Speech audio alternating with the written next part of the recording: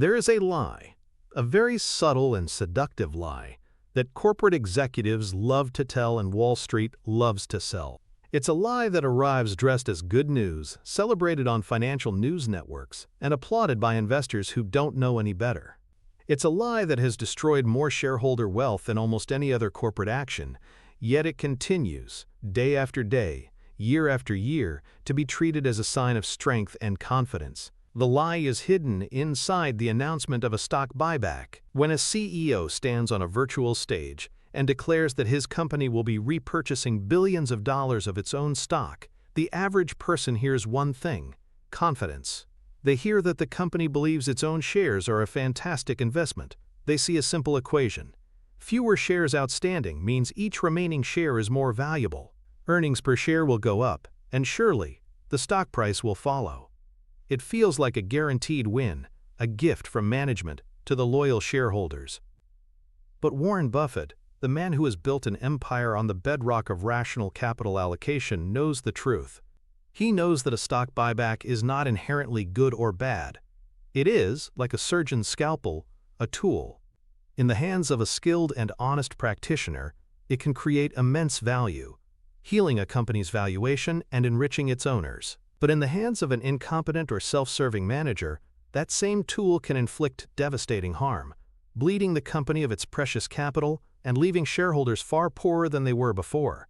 The difference between value creation and value destruction, between genius and foolishness, hinges on a single, simple question that almost no one bothers to ask. At what price? That is the dividing line. On one side lies the path to portfolio growth and true financial freedom. On the other lies the path of the 99%, the path of cheering for your own financial destruction, while the people you've entrusted with your capital set it on fire. Today, you will learn to see the difference. You will learn to dismantle the lie.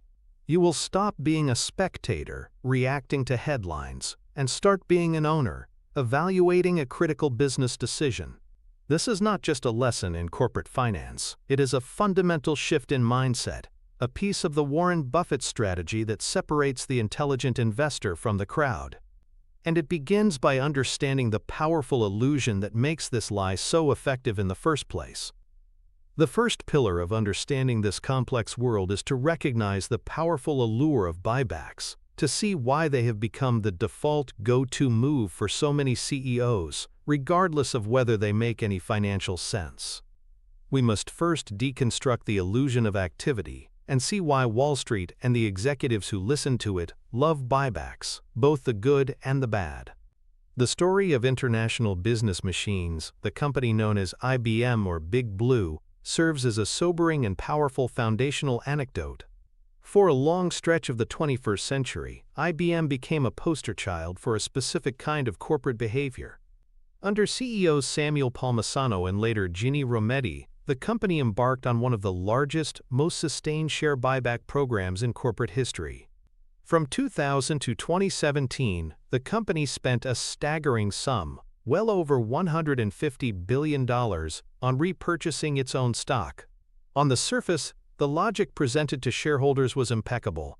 The company was a mature, cash-generating machine, and it was returning that cash to its owners in the most efficient way possible. The narrative was powerful. Every year, the company would set a target for earnings per share, or EPS. And every year, like clockwork, it would hit that target. Wall Street analysts would applaud the consistency, the predictability. It was a well-oiled machine. But underneath the hood, something was deeply wrong. The E in EPS, the earnings, wasn't actually growing. In fact, for many of those years, IBM's revenue was flat or even declining. The company was struggling to adapt to the new world of cloud computing and mobile technology. Its legacy businesses were slowly melting away like icebergs in a warming sea. So how, if the total profits of the business were stagnating, could the profit attributable to each share keep rising? The answer was financial engineering. The magic was in the denominator. By spending billions and billions of dollars each year to buy back its own stock, IBM was relentlessly shrinking the S in EPS, the number of shares. It was a mathematical trick. If your total profit is $100 and you have 100 shares, Your EPS is $1. If you can't figure out how to increase your profit to $110, you can simply spend some of your cash to buy back 10 shares. Now your $100 of profit is spread across only 90 shares. Your new EPS is $1.11. Voila, you have growth. You've hit your target. You get your bonus. Everyone is happy, except they shouldn't be. Warren Buffett, a longtime IBM shareholder himself, eventually grew deeply critical of this strategy. He saw that IBM was performing this magic trick at exactly the wrong time. They were buying back their shares most aggressively when the stock price was high. They were paying premium prices that reflected a belief in a robust future that the company's actual business performance simply wasn't validating. Buffett's core principle, which we will explore in detail, is that you only buy back stock when it is trading for less than it is worth. IBM was consistently doing the opposite. They were taking shareholder cash and using it to buy an asset, their own stock, for more than its intrinsic value. In Buffett's language, it was like a grocery store owner using the store's profits to buy back cartons of milk from his own shelves for $5 when he knew they were only worth $3. It's a guaranteed way to go broke, just slowly. Buffett ultimately sold his entire stake in IBM, a quiet but powerful vote of no confidence in a management team that had become more focused on financial engineering than on genuine business innovation and value creation. The aftermath for shareholders who held on was brutal. Despite the hundreds of billions spent on buybacks, the stock price languished for years, dramatically underperforming the broader market. The money was gone, vaporized in a series of transactions that looked good on a quarterly earnings report but did catastrophic long-term damage. It was a perfect example of the illusion of activity, a management team doing something that felt productive, that generated positive headlines, but that ultimately destroyed the very value it claimed to be creating. The underlying psychological principles that drive this kind of behavior are deeply ingrained in human nature and amplified in the high-pressure environment of a public company boardroom. The first and most powerful is the action bias.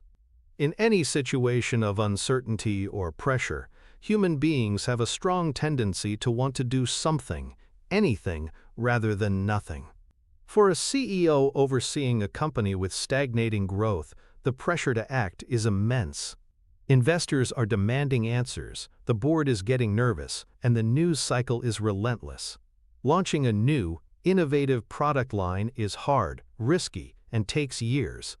Expanding into a new market is complex and uncertain. But announcing a $10 billion stock buyback? That is easy. It's a single press release. It creates an immediate, positive headline. It gives the illusion of decisive leadership and control. The CEO has done something. This bias explains why buybacks often spike when companies have a lack of good internal investment opportunities. The cash is piling up, and the action bias dictates it must be deployed, even if the best action is to simply wait. Coupled with this is the incentive-caused bias, one of the most powerful forces in the world, as Charlie Munger, Buffett's longtime partner, has repeatedly stated. Show me the incentive, and I will show you the outcome. In modern corporate America, a huge portion of executive compensation is tied directly to the company's stock price or to metrics like earnings per share. As we saw with the IBM example, a buyback is the most direct, surefire way to manipulate EPS upwards without the messy business of actually increasing profits. When a CEO's multi-million-dollar bonus depends on hitting a specific EPS target, the temptation to use company cash to buy back shares, even at an inflated price, becomes almost irresistible. The action directly enriches the decision-maker. This is a classic example of the principal-agent problem, where the agent, management, acts in its own self-interest, which may not align with the long-term best interest of the principal, the shareholders. The shareholders want long-term value creation. The CEO with an incentive-laden contract might be focused on hitting a number for this fiscal year, even if it means overpaying for shares and handicapping the company's future. To combat these powerful biases, we need an applied mental model, a blueprint for thinking that cuts through the noise. The most effective model here is first-level versus second-level thinking, a concept popularized by the investor Howard Marks. First-level thinking is simplistic and superficial. It's the knee-jerk reaction. In the context of a buyback, first-level thinking says, a buyback is announced. That means fewer shares. Fewer shares mean EPS goes up. A higher EPS should lead to a higher stock price. This is good news. I should buy. It's a simple, linear chain of thought, and it's what drives the initial positive market reaction. Second-level thinking is deep, complex, and requires real work. The second-level thinker immediately questions the premise. They hear the buyback announcement, and their mind ignites with a series of critical questions. At what price are they buying? What is our best estimate for the intrinsic value of this business? And how does the buyback price compare to it? How is the company funding this repurchase? Are they using their own abundant free cash flow? Or are they taking on billions in debt, weakening the balance sheet and adding future risk? What is the opportunity cost? What else could the company do with this capital? Could they reinvest it into the business for a higher return? Could they develop a new product, acquire a competitor, or pay down expensive debt? Is this buyback program truly designed to shrink the share count? Or is it merely a way to offset the massive dilution from stock options being handed out to executives and employees? The first-level thinker sees a gift. The second-level thinker sees a complex capital allocation decision that must be rigorously audited. To apply this model, you must train yourself to pause every time you hear buyback news. Resist the initial emotional reaction and force yourself to start asking those deeper second-level questions. This deliberate process is the only antidote to the seductive simplicity of the corporate lie. The path of the 99%, the antithesis to this disciplined approach, is to live entirely in the world of first-level thinking. The typical retail investor operates on headlines and sentiment. They see an alert on their phone. Company XYZ announces $20 billion stock buyback. A wave of excitement washes over them. This is the confirmation they were looking for. It's a sign that management agrees with them. The stock is a winner. They might log into their brokerage account and buy more shares. They go onto social media forums and celebrate the news, creating an echo chamber of positive reinforcement. They are reacting to the signal of the buyback, not the substance of the transaction. They see it as a vote of confidence, a purely qualitative event. They never make the leap to treating it as a quantitative financial transaction. Consider the tragic case of a company like Bed Bath & Beyond. For years, the company spent billions of dollars on aggressive share buybacks. The first-level thinkers cheered. Management was returning capital to shareholders. But the second-level thinkers were sounding the alarm. The company was buying back its stock at prices that were historically high, while the underlying business was facing an existential threat from online competitors like Amazon. The cash being used for buybacks was desperately needed to reinvest in their stores, improve their e-commerce capabilities, and adapt to a changing retail landscape. But the buybacks continued, propping up the EPS number and creating the illusion of health. The 99% who cheered this strategy saw their investment vaporize as the company slid towards bankruptcy. They applauded the captain for polishing the brass on the deck while the ship was taking on water. They were prisoners of a simple, appealing narrative, and they paid the ultimate price.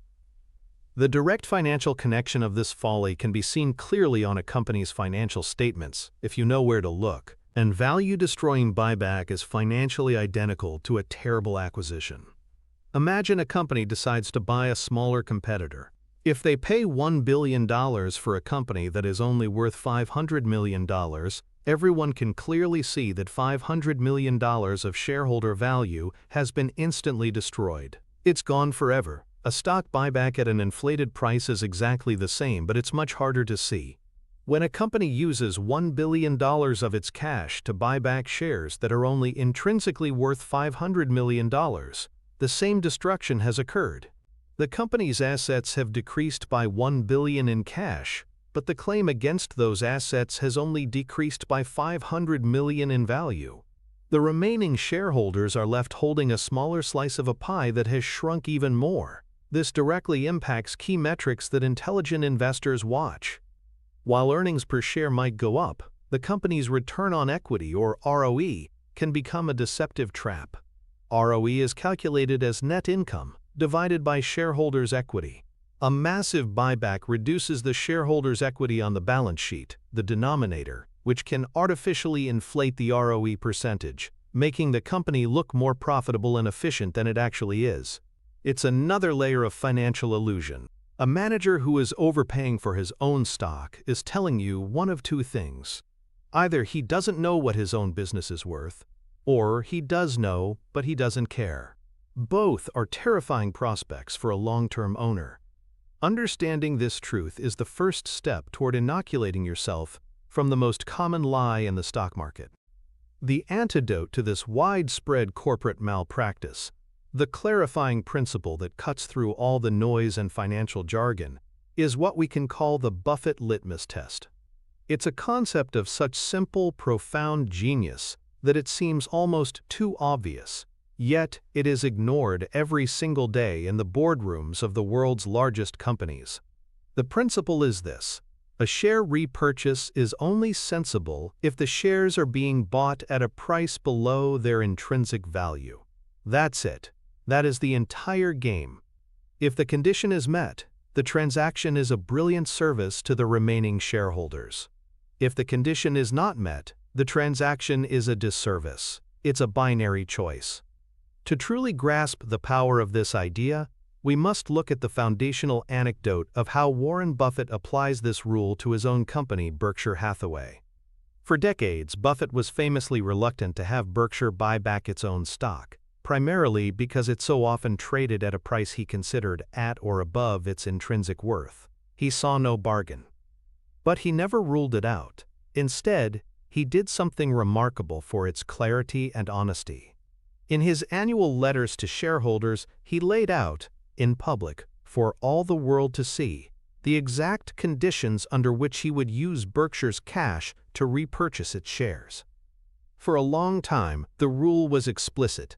Berkshire would only consider buying back stock if it traded at or below 120% of its book value. Book value is an accounting measure of a company's assets minus its liabilities. While it's an imperfect measure of true intrinsic value, Buffett felt that for Berkshire, it served as a useful and conservative proxy. He was effectively telling the market, "I believe our company is worth a great deal more than 1.2 times its accounting value. Therefore, if you, the market, are willing to sell us our own shares for a price at or below that level, we will happily take the other side of that trade. We will use our collective cash to buy out the partners who wish to leave at a price that benefits the partners who wish to stay." This wasn't a vague promise. It was a publicly stated capital allocation policy. It was a line in the sand. It removed emotion and speculation from the decision. It was a pre-commitment to rational behavior. Later, as Berkshire evolved and more of its value came from wholly owned operating businesses rather than its stock portfolio, the simple book value metric became less relevant. So Buffett and Charlie Munger changed the rule, but not the principle. The new rule, as stated in the 2018 letter, was that Berkshire would repurchase shares only when both Warren Buffett and Charlie Munger agreed that they were trading below a conservative estimate of their intrinsic value. The core idea remained precisely the same. The decision would be governed by a disciplined comparison of price to value, not by market sentiment, not by pressure from Wall Street, and not by a desire to hit an arbitrary EPS target. Buffett's favorite analogy to explain this is simple and profound. Imagine you are a part owner of a local business. Let's say it's a successful pharmacy, and you have two other partners. You know the business inside and out. You know its cash flow, its competitive position, its growth prospects. You have calculated that the entire business is fairly worth $3 million, making your one-third stake worth $1 million. One day, one of your partners comes to you in a panic. He's been spooked by some bad news about the economy and offers to sell you his entire one-third stake for $500,000. You know his stake is worth $1 million. Would you take the deal? Of course. You would rush to the bank. Buying his share for half of what it's worth, you have instantly and massively increased the value of your own holding. Now imagine the opposite. The same partner comes to you, but this time the stock market is booming, and he's feeling euphoric. He offers to sell you his 1/3 stake for $2 million. Again, you know his stake is worth $1 million. Would you take that deal? Never. It would be an act of financial suicide. You would be using the partnership's money to destroy value. A corporate stock buyback, Buffett argues, is identical. The CEO is simply a manager acting on behalf of all the partners, the shareholders. His only job is to take that offer from the market and make the same rational decision you would in the pharmacy. He must only buy when the offer is a bargain. This simple, powerful logic is the heart of the Buffett litmus test. The underlying psychological principle that makes Buffett's approach so effective and so rare is his mastery over a cognitive bias known as anchoring and adjustment. Most people, including most CEOs, anchor their perception of a stock's value to its current or recent market price. The ticker price becomes the reality. If a stock is trading at $200, their analysis starts from that point. They might adjust their valuation up or down a little, but their thinking is firmly anchored to that market quote. Buffett does the opposite. He anchors his thinking to his own calculated estimate of intrinsic business value. The market price is not reality. It is merely an offer. It is the price at which Mr. Market, his famous personification of the stock market's manic depressive mood swings, is willing to buy or sell today. Sometimes that offer is ridiculously high. Sometimes it's absurdly low. Buffett's anchor is his own work, his own analysis of the business's long-term earning power. The market price is just a data point to be compared against that anchor. This discipline allows him to act counter-cyclically. When the market is euphoric and prices are high, he is a seller, or at the very least, a patient holder. When the market is terrified and prices are collapsing, he becomes an aggressive buyer. This includes buying back his own company's stock. He is overriding the natural human tendency to follow the herd. To translate this powerful principle into a practical tool, we can develop an applied mental model called the intrinsic value filter. This is a step-by-step process you can use to evaluate any buyback announcement. Step 1 is the most critical. You must develop a conservative estimate of the company's intrinsic value per share. This sounds intimidating, but it doesn't have to be. For advanced investors, this might involve building a detailed discounted cash flow, or DCF model, projecting a company's future cash flows and discounting them back to the present. But for most people, simpler, more accessible methods can be just as effective. You can look at the company's historical price-to-earnings (PE) ratio over the last 5 or 10 years. Is the stock currently trading at a significant discount to its own historical average? You can compare its valuation to its closest competitors. Is it significantly cheaper on a relative basis? You can look at the price-to-book (PB) ratio, especially for financial companies, or price-to-sales for companies that aren't yet profitable. The goal is not to find a perfect, precise number, down to the penny. The goal is to arrive at a reasonable, conservative range of what the business is likely worth. Step 2 is to apply a margin of safety, a concept from Buffett's mentor Benjamin Graham. Once you have your estimate of intrinsic value, say $100 per share, you don't buy at $99. You demand a discount to protect yourself from errors in your own judgment or unforeseen future problems. You might decide you will only consider the stock a bargain at $70 or less. This margin of safety is your protection. Step 3 is to apply this filter to the buyback announcement. Look at the price the company has been paying for its shares. You can find this in their quarterly or annual financial statements. Is the company repurchasing its stock at a price that is comfortably within your margin of safety? Is it buying at $70 when you think the business is worth $100? If the answer is yes, that is a massive green light. The management team is thinking like owners and actively making your investment more valuable. If the answer is no, if they are buying back stock at $120 when you think it's worth $100, that is a giant red flag. They are actively destroying your capital. This simple 3-step filter estimate value, demand a margin of safety, and compare the buyback price transforms you from a passive spectator into an active, critical business analyst. The path of the 99% is the polar opposite of this disciplined process. The antithesis of the Buffett litmus test is to buy high. Most investors, and tragically, most CEOs, feel the most optimistic and confident when their company's stock price is at or near its all-time high. The business is doing well, the news flow is positive, and the stock chart looks beautiful. Psychologically, this is when they feel richest and smartest. And this is precisely the moment they are most tempted to authorize a large stock buyback. The cash is flowing in, and using it to repurchase shares feels like a confident double down on success. It's a pro-cyclical action, driven by emotion and herd behavior, and it is almost always value destructive. We saw this during the dot-com bubble of the late 1990s. Technology companies, trading at insane valuations, were using their cash and even taking on debt to buy back their own fantastically overpriced shares. It was a bonfire of shareholder capital. When the bubble burst, those shares collapsed by 80 or 90%. The money spent at the top was gone forever. The 99% cheer these actions because they confuse a high stock price with a good business, and a good business with a good investment. They are separate things. A wonderful business can be a terrible investment if you overpay for it. And a company that overpays for its own stock is simply making a terrible investment on your behalf with your money. The direct financial connection of getting this right is where the true magic happens. It's not just about avoiding loss. It's about creating an extraordinary tailwind for your returns.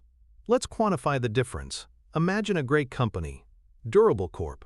It earns $1 billion a year and has 1 billion shares outstanding, so its EPS is $1. Its intrinsic value is determined to be around $15 per share, representing a 15x multiple of its earnings. Let's explore two scenarios. In scenario A, the market is pessimistic, and the stock is trading at only $10 per share, a deep discount to its value. The CEO, following the Buffett litmus test, uses $1 billion in free cash flow to buy back 100 million shares at this bargain price of $10. Now the company has only 900 million shares outstanding. The next year, earnings are still $1 billion, but the EPS is now $1 billion divided by 900 million shares, which is $1.11. The earnings per share has jumped by 11%, purely due to the intelligent buyback. The remaining shareholders now own a bigger piece of the same profitable pie. Now consider scenario B, the path of the 99%. The market is euphoric, and Durable Corp stock is trading at $20 per share, well above its intrinsic value of $15. The CEO, feeling pressured to do something, and buoyed by the high price, authorizes the same $1 billion buyback. But at $20 per share, that $1 billion only retires 50 million shares. Now the company has 950 million shares outstanding. The next year, earnings are still $1 billion. The new EPS is $1 billion divided by 950 million shares, which is $1.05. The EPS only increased by 5%. More importantly, the company spent $1 billion to acquire assets, its own shares, that were only worth $15 per share. That means on 50 million shares, they overpaid by $5 each. A total of $250 million, $5 by 50 million shares, was instantly vaporized. The shareholders in scenario A were made significantly richer. Their ownership stake increased more, their future claim on earnings grew faster, and it was all done at a bargain price. The shareholders in scenario B were made poorer.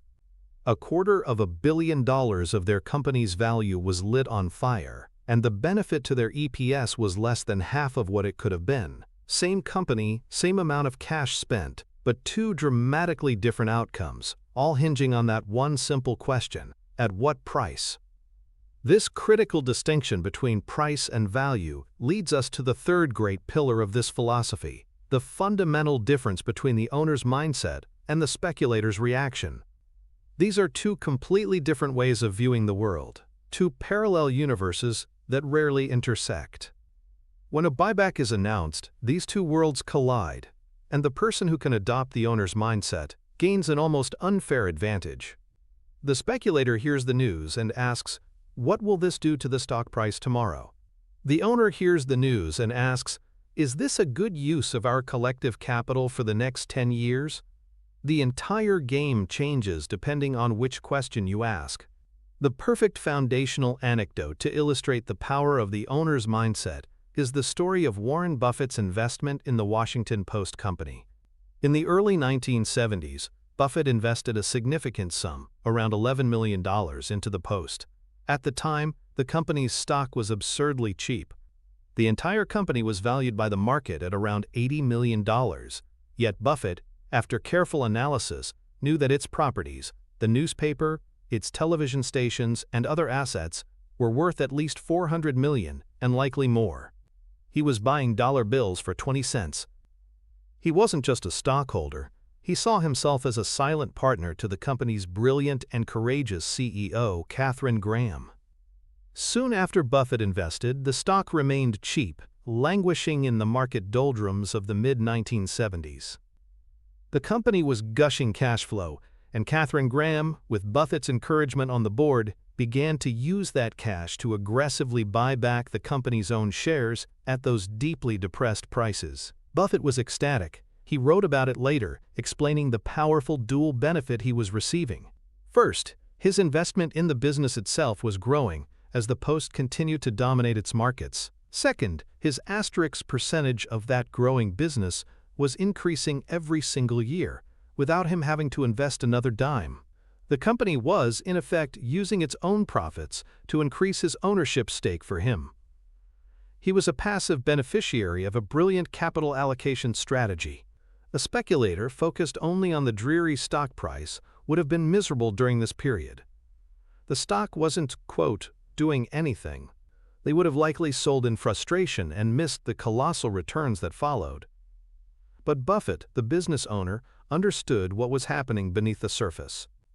He knew that with every share the Post repurchased at a bargain, the intrinsic value of his own holding was compounding. He wasn't watching a stock ticker, he was watching a masterclass in wealth creation, orchestrated by a management team that thought and acted like true owners. That is the mindset that transforms investing from a game of chance into a business venture. The underlying psychological principle that separates these two mindsets is known as the framing effect. This cognitive bias demonstrates that people react to a particular choice in different ways depending on how it is presented or framed. A speculator frames a stock buyback as a market signal. The frame is about price movement. The headline "Company announces buyback" is interpreted as management thinks the stock is going up. This frame leads to questions about timing, market sentiment, and short-term price catalysts. The owner, however, frames the exact same event as a capital allocation decision. The frame is about business value. The headline is interpreted as, "The managers of our business have decided to invest our collective capital into repurchasing a portion of our own enterprise." This frame leads to questions about return on investment, opportunity cost, and long-term value creation. By simply changing the frame from market signal to investment decision, you force yourself to use a completely different set of analytical tools. You move from the world of financial television chatter to the world of a business school case study. This framing also helps to correctly identify and navigate the principal-agent problem. The speculator doesn't see this conflict. They assume management's interests are aligned with the stock going up. The owner, who sees themselves as the principal, is inherently skeptical. They understand that the agent, management, may have other incentives, like hitting an EPS target to trigger a bonus. The owner's frame automatically bakes in a healthy dose of skepticism, which is essential for successful long-term investing. To operationalize this way of thinking, you can use a powerful applied mental model called the partnership test.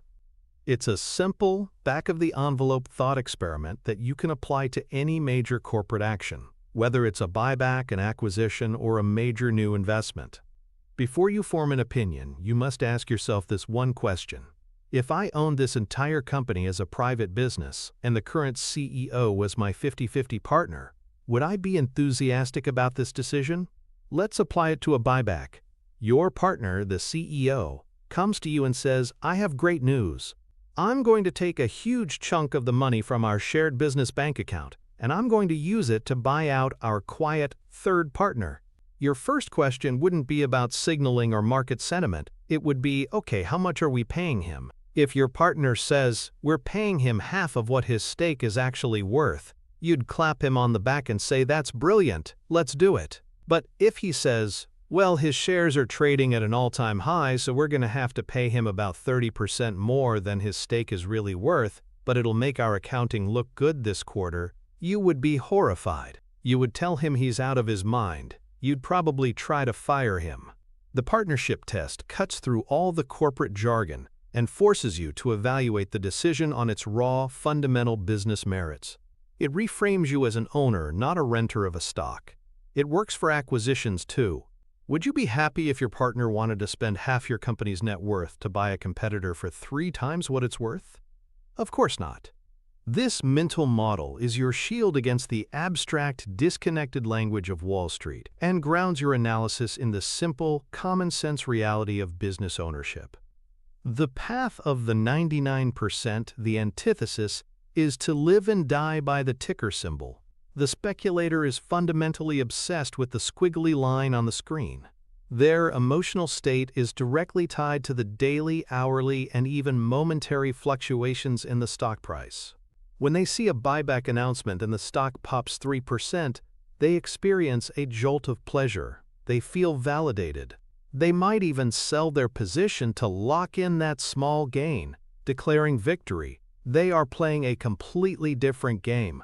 They don't think about the opportunity cost of the cash used. They don't calculate the return on investment of that buyback versus other potential uses of capital. They have no concept of their percentage ownership in the underlying business. To them, a stock is just a token to be traded for a higher price. The business owner, by contrast, is playing a game of value accumulation. They are focused on the long-term earning power of the enterprise and their growing share of it. The speculator sells on the 3% pop. The business owner is secretly hoping the stock price stays low for a while longer so that management can continue buying back shares at fire sale prices, further increasing their ownership stake. The speculator is looking for a quick hit. The owner is building a compounding machine. This difference in time horizon and focus is the single greatest determinant of long-term investment success. The direct financial connection of the owner's mindset manifests in the concept of percentage ownership. This is the ultimate metric that the speculator ignores and the owner obsesses over. Let's make it concrete. Imagine you own 10,000 shares of a company that has 10 million shares outstanding. A quick calculation shows that you own 0.1% of the entire company. You are entitled to 0.1% of all its current and future profits. Now let's say the company is a cash machine and the stock is cheap. Over the next 5 years, the management team executes an intelligent buyback program and repurchases 2 million shares, or 20% of the company. The total number of shares outstanding is now only 8 million. You haven't bought or sold a single share. You still own your 10,000 shares. But now, your stake is 10,000 divided by 8 million. You now own 0.125% of the company. Your ownership stake in the business has increased by a staggering 25% without you lifting a finger or investing another penny of your own capital. The business itself might have only grown by a modest amount during that time, but your claim on that business has grown dramatically. This is the silent, hidden magic of smart buybacks. It's an automatic wealth-building mechanism for patient, long-term owners. Conversely, if a company is constantly issuing new shares to executives and employees, stock-based compensation, and their buyback program only manages to keep the share count flat, you are on a treadmill. Your percentage ownership is stagnant. And if a company is overpaying for its shares, your percentage ownership might be increasing, but the value of the entire company is shrinking. leaving your bigger slice of a smaller pie worth less than before. The speculator never does this math. The owner lives by it. Understanding the core principle and adopting the right mindset are crucial, but to make this knowledge truly effective, we need a practical, repeatable framework. We need a way to move from theory to action. This brings us to our fourth pillar, creating a system of red flags and green lights. This is a practical checklist for the retail investor, a scorecard to audit any buyback program and instantly separate the intelligent from the idiotic. For a perfect green light foundational anecdote, we can look to the remarkable story of AutoZone, the auto parts retailer. For decades, AutoZone has pursued one of the most consistent and relentless share buyback strategies in modern business history. The company operates in a relatively stable, predictable industry. It generates enormous and consistent free cash flow. And for year after year, decade after decade, the management team has taken that cash flow and used it to methodically repurchase its own shares. The numbers are breathtaking. Since it began its buyback program, AutoZone has reduced its share count by over 90%. Think about that. For every 10 shares that existed in the beginning, 9 have been retired. This has been the primary engine of the stock's phenomenal long-term performance, which has crushed the S&P 500 over the long run. The business itself has grown, but the incredible leverage for shareholders has come from the ever-shrinking denominator. This is a Greenlight Hall of Fame case study. A company in a stable industry, funding buybacks with its own internal cash flow, executed consistently over a long period of time. For a red flag example, we can revisit the case of IBM, but focus on a specific element, the use of debt. During many of the years of its massive buyback campaign, IBM wasn't just using its operating cash flow. It was also taking on billions of dollars in new debt to help fund the repurchases. From an owner's perspective, this should set off alarm bells. It's one thing to use the surplus profits from your business to reinvest in itself. It's another thing entirely to borrow money to buy your own stock, especially when that stock is trading at a high valuation. You are weakening the company's financial foundation, increasing its interest expense, and adding a layer of risk, all for the sake of buying an overpriced asset. It's like taking out a second mortgage on your house to buy a used car for double what it's worth. It makes no sense. A company that is borrowing heavily to fund a buyback is a massive red flag, suggesting that management is more interested in the short-term cosmetic appeal of a higher EPS number than in the long-term financial health and resilience of the enterprise. The underlying psychological principle that a good framework helps to overcome is confirmation bias. This is our natural tendency to seek out and favor information that confirms our existing beliefs. If you already own a stock and like the company, you are psychologically primed to interpret a buyback announcement as a good thing. It confirms your decision to invest. You'll focus on the positive aspects, management's confidence, and ignore the negative, the high price or the new debt. A disciplined checklist acts as a circuit breaker for this bias. It forces you to confront disconfirming evidence. It makes you ask the tough questions, even when you don't want to hear the answers. A checklist institutionalizes objectivity. It protects you from your own emotional attachments and from the seductive power of a good story. By systematically going through a list of criteria, you are moving from a state of passive belief to one of active investigation. This is the hallmark of a professional approach to any complex field, and investing is no exception. Now let's build the applied mental model, our buyback scorecard. This is a 5-point checklist you can apply to any company share repurchase program. Question 1. The price test. This is the Buffett litmus test we've already covered. Is the stock trading at a significant discount to a conservative estimate of its intrinsic value? This is the most important question. If the answer is no, you can almost stop there. It's likely a bad deal. Question 2. The funding test. How is the buyback being paid for? Is it funded by internally generated recurring free cash flow, the ideal scenario?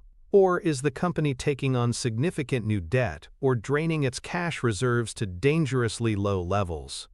A green light is a buyback funded by organic profits. A red flag is a buyback funded by borrowing.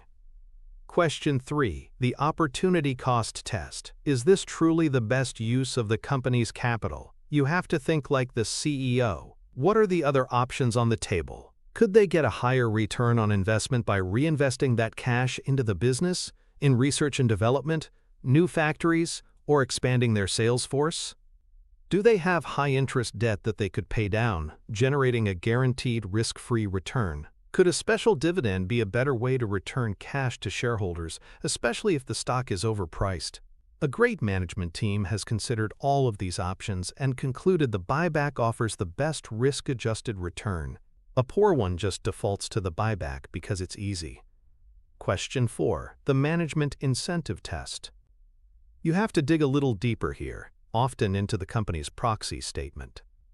Is the buyback part of a clear, long-term, articulated capital allocation strategy that management has communicated to shareholders for years? Or does it seem like a sudden, reactive move designed to prop up a falling stock price, or, more cynically, to ensure that executive bonus targets tied to EPS are met? You are looking for consistency and a clear business rationale, not short-term gamesmanship. Question 5. The anti-dilution test. This is a subtle but critical point. Many companies, especially in the technology sector, issue a tremendous amount of stock-based compensation to their employees. This dilutes existing shareholders. A company might then announce a buyback that is, in reality, just big enough to soak up all those newly issued shares. When you look at the total number of shares outstanding over 5 years, it hasn't gone down at all. It's stayed flat. In this case, the buyback isn't creating value for you. It's just a mechanism to transfer wealth from shareholders to employees without it showing up as a traditional salary expense on the income statement. A true, value-creating buyback results in a significant, sustained reduction in the total share count over time. The antithesis to this systematic approach, the path of the 99%, is to engage in what can be called, quote, narrative-based investing. They don't use a scorecard, they follow a story. The story is simple. Good companies buy back their stock. Management is confident. This is a bullish signal. They accept the narrative presented in the press release without question. They don't look at the balance sheet to see the mountain of debt piling up to fund the repurchases. They don't read the cash flow statement to see if the cash is coming from operations or the debt markets. They don't look at a long-term chart of the share count to see if it's actually shrinking or just running in place. They are buying the story, not analyzing the business transaction. This is why so many retail investors get trapped. They cheer for companies that are effectively weakening their financial position and overpaying for assets, all because the narrative sounds good. They become willing participants in the destruction of their own capital. The direct financial connection of this framework is found by looking at the interplay between a company's 3 core financial statements: the income statement, the balance sheet, and the cash flow statement. The buyback scorecard forces you to connect the dots. You start with the buyback announcement, the story. Then you go to the cash flow statement. Under cash flow from financing activities, you will see a line item for repurchase of common stock. This tells you how much money they are actually spending. Next, you go to the balance sheet. You look at the long-term debt line and the cash and cash equivalents line. Is debt going up while cash is going down in lockstep with the buyback spending? That's your red flag from the funding test. Then you look at the top of the balance sheet, at shareholders' equity, and you calculate the total shares outstanding. Is that number consistently falling over multiple years? That's your green light from the anti-dilution test. Finally, you connect all of this back to the income statement. You see the EPS number they report, but now you see it with new eyes. You know if that growth was manufactured with debt and overpayment, or if it was the result of a genuinely intelligent business decision. This integrated view of the financial statements is your X-ray vision, allowing you to see the true health of the company, not just the polished image it presents to the world. This brings us to our 5th and final pillar, the ultimate payoff for all this diligent analysis: understanding the compounding engine of smart buybacks. This is the hidden multiplier effect, the force that can turn a good investment into a life-changing one over the long term. It's the powerful, silent acceleration that most investors completely overlook. The foundational anecdote that perfectly captures this explosive power is the story of NVR Inc., a home builder. On the surface, home building is a tough, cyclical, and not particularly glamorous business. It's subject to the whims of interest rates, consumer confidence, and the broader economy. You would not expect a home builder to be one of the greatest compounding stocks of all time. Yet, NVR has delivered returns that have rivaled even the most dominant technology companies. The secret to its success has not been some revolutionary new way to build houses. It has been its revolutionary approach to capital allocation. For decades, NVR's management has operated under a simple, ruthless philosophy: run a lean, efficient operation, generate as much cash as possible, and use virtually all of that cash to buy back its own stock. The result has been a jaw-dropping reduction in its share count. From the mid-1990s to today, NVR has retired over 75% of its shares. This has had a magical effect on its per-share value. Even during periods when the housing market was flat, NVR's earnings per share would continue to climb as the profits were spread over fewer and fewer shares. An investor who bought shares in NVR decades ago and simply held on has seen their ownership stake in the business quadruple, at minimum, without any additional investment. Every dollar of profit the company earns today is worth 4 times more to them than it was at the beginning. This relentless, tax-efficient compounding is what has driven the stock price from split-adjusted pennies to thousands of dollars per share. NVR is the ultimate proof that an ordinary business, when paired with an extraordinary capital allocation strategy focused on intelligent buybacks, can produce truly extraordinary results for its long-term owners. It's a quiet compounding machine that has made patient shareholders fantastically wealthy. The underlying psychological principle at play here is our human brain's complete inability to intuitively grasp the power of exponential growth. This is sometimes called the exponential growth bias. We are wired to think in linear terms. If something grows by 5% a year, our brain thinks that after 10 years it will be 50% bigger. We just multiply 5 by 10. But that's not how compounding works. A company that reduces its share count by 5% per year for 10 years doesn't have 50% fewer shares. Because each year the 5% is calculated on a smaller base, the total reduction after 10 years is about 40%. After 20 years, it's a 64% reduction. Your claim on the company's earnings hasn't just grown, it has grown at an accelerating rate. People consistently and dramatically underestimate this effect over long periods. They see a 5% buyback in a single year and shrug. It doesn't sound like much. They can't mentally project the awesome power of that process repeated year after year, decade after decade. Those who can, and who align themselves with companies that execute this strategy, are the ones who build truly generational wealth. To make this tangible, we can use an applied mental model I call the ownership accretion calculator. It's a simple thought experiment that you can run in your head or on a spreadsheet. Imagine a wonderfully stable company, Steadfast Inc. It earns a predictable $100 million in profit every single year. For this exercise, let's assume its earnings never grow at all. The company has 100 million shares outstanding, so its EPS is a steady $1. The stock consistently trades at a P/E ratio of 15, making its stock price a stable $15 per share. Now let's say Steadfast generates enough free cash each year to buy back 4% of its shares. Let's watch what happens. In year 1, we start with 100 million shares, $1 EPS, and a $15 stock price. The company buys back 4 million shares. In year 2, the company still earns the same $100 million, but now it only has 96 million shares outstanding. The EPS is now $1.05. If the P/E ratio stays at 15, the stock price must rise to $15.75.